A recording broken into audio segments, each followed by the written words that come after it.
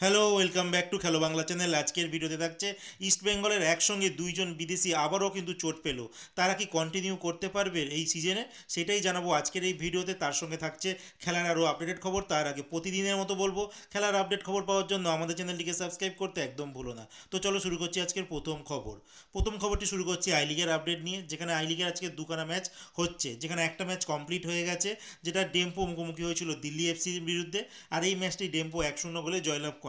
আর দ্বিতীয় ম্যাচটি চলছে গোকুলাম কেরালা আর এসসি ব্যাঙ্গালোরের মধ্যে। আর সময় এখন 34 মিনিট চলছে এই ম্যাচের। আর গোকুলাম কেরালা কিন্তু এই ম্যাচে 1-0 গোলে এগিয়ে রয়েছে। আর এই মুহূর্তে যদি বলি পয়েন্ট টেবিলে আই লিগের টপ 5খানা টিম কারা কারা কোথায় রয়েছে। 5 নম্বর স্থানে রয়েছে রিয়াল কাশ্মীর, যারা 10 ম্যাচে 16 পয়েন্ট নিয়ে রয়েছে। 4 নম্বর স্থানে রয়েছে ইন্টারকাশি, 11 ম্যাচে 18 পয়েন্ট নিয়ে রয়েছে। 3 নম্বর স্থানে রয়েছে গোকুলাম কেরালা, 11 ম্যাচে 19 পয়েন্ট। 2 নম্বর স্থানে রয়েছে চার্চিল ব্রাদার্স, 10 ম্যাচে 19। আর 1 নম্বর স্থানে রয়েছে কিন্তু নামদারি এফসি, 11 ম্যাচে 21 পয়েন্ট নিয়ে। এরপরে বলবো মহিলা ফুটবলের কথা, মানে ওমেন্স লিগের কথা, মানে IWL। তো সেখানে ইস্টবেঙ্গলের গতকালকে কিন্তু একটি ম্যাচ হয়ে গেছে সেতু এফসির সঙ্গে। আর ইস্টবেঙ্গল ঘরের মাঠে খেলতে নেমেছিল। আর এই ম্যাচটি কিন্তু ইস্টবেঙ্গল টিম সেতু এফসির মতো টিমকে খুব অনায়াসে হারিয়ে দিয়েছে 3-0 গোলে। আর এই মুহূর্তে দাঁড়িয়ে ইস্টবেঙ্গল 4খানা ম্যাচ খেলেছে এই মহিলা IWL লিগে। আর সেখানে 4টে ম্যাচেই জয়লাভ করেছে। আর 12 পয়েন্ট নিয়ে কিন্তু তারা এখনও অবধি 1 নম্বর স্থানে রয়েছে।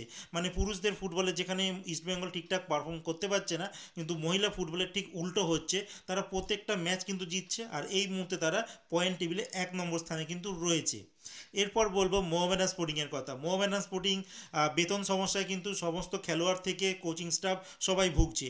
আর আজকে একটা উল্লেখযোগ্য বিষয় কিন্তু তাদের ক্লাবে ঘটে গেল, সেটা হচ্ছে এদের কোচ, মানে মোহামেডান স্পোর্টিংয়ের কোচ আন্দ্রে চেরনেসভ, তিনি কিন্তু রিজাইন করে নিয়েছে। তার বক্তব্য, তিনি 4 মাস ধরে তার স্যালারি কিন্তু বকেয়া টাকা তিনি পাননি। আর যার জন্যই তিনি তার কাজ, মানে এই চাকরিটা কিন্তু, জবটা তিনি ছেড়ে দিলেন। আর এখন বিপাকে পড়ে গেছে মোহামেডান স্পোর্টিং। আর এখন বর্তমানে মেরাজউদ্দিন বাদু, তিনিই কিন্তু অ্যাসিস্ট্যান্ট কোচ ছিলেন। আর তিনি এখন কিন্তু পুরো টিমটার দায়িত্ব সামলাচ্ছেন। আর সমস্ত খেলোয়াড়দের কিন্তু কোচিং তিনিই করাচ্ছেন। এরপরে যে খবরটি তোমাদের বলবো ইস্ট বেঙ্গলের কথা। ইস্ট বেঙ্গলে কিন্তু গতকালকে দুইজন গুরুত্বপূর্ণ খেলোয়াড় কিন্তু চোট পেয়ে গেছে। এর আগে আমরা দেখেছিলাম মাদিতালাল একদম চোট পেয়ে মানে আউট হয়ে গেছে। আর হেক্টর উৎসে একটা ম্যাচ খেলে তো একটা ম্যাচ খেলে না, এমনভাবেই চলছে। আর তারপর যদি সাউল ক্রেসপোর কথা বলো, তারও সেম একই অবস্থা। একটা ম্যাচ খেললে 3টে ম্যাচ রেস্ট চলে যায়। তো এমন চলতে চলতে দিমিত্রি দায়মান্তাকোসেরও কিন্তু চোট আছে। আর এই মুহূর্তে আরেকজন মানে ইম্পর্টেন্ট খেলোয়াড়, মানে একজন কেন দুইজন খেলোয়াড়ের কিন্তু চোট পেয়ে গেছে। ক্লেটন সিলভা, তিনি লাস্ট ম্যাচ কেরালা ব্লাস্টার এগেনস্টে পুরো 90 মিনিট খেলেছিল।